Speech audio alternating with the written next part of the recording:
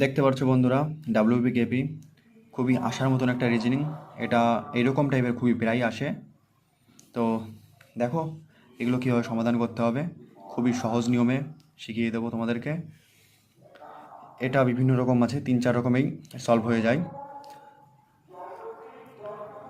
এটা দুই সময় যোগ করে স্কোয়ার করতে হয়, কিংবা দুটো গুণ করলেও হয়ে যায়, ভাগ করলেও হয়ে যায়। তো এটা যেভাবে হয়, প্রথমে দেখতে উপরে কিভাবে আছে, কি করা আছে। তো দেখো, দেখতে পাচ্ছ এখানে 3 আছে, এখানে 4 আছে। 3 দেখতে পাচ্ছি এখানে 3 এর স্কোয়ার আছে, আর এখানে 4 এর স্কোয়ার 16। তো এইভাবে দেখা যাক দ্বিতীয়টা হয় কি না।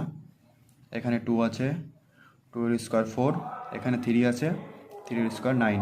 তো আমাদের সেম এটাও তাই হবে, 1 এর স্কোয়ার 1ই হবে, আর 5 এর স্কোয়ার